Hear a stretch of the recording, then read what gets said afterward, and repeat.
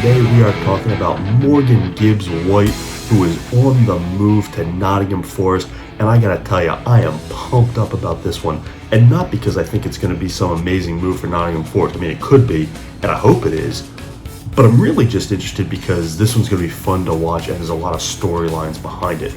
Morgan Gibbs-White is 22. He's a Wolverhampton Wolves product. He saw some time with them as a teenager. He's been a highly touted prospect for a long time. Went down to the championship level last year to get some consistent playing time. Did well, and it's clear that he is ready for significant playing time in the Premier League. The question is why he's not getting that at Wolverhampton. That's one of the questions here. And perhaps he would have, and just the price tag is more than they can possibly turn down. This is a move reported for £35 million, and that's another storyline here because it's a record transfer for Nottingham Forest, and I really like the idea of them going out and getting Morgan Gibbs-White, but damn, that's a lot of money. And so that's a storyline, is did they overpay? But also a team like Nottingham Forest, do they have to overpay to get a guy like Morgan Gibbs-White? So that could be a part of it too.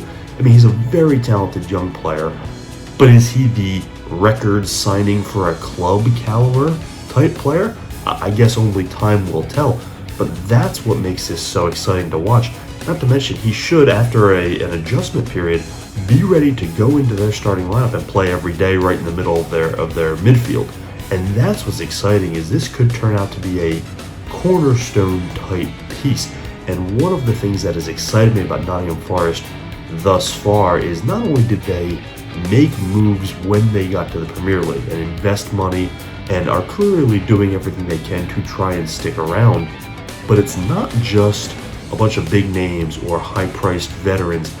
They're building around some youth, and this is the cornerstone of that rebuild. And yeah, it's a couple matches into the season, but yeah, hey, they're off to a good start.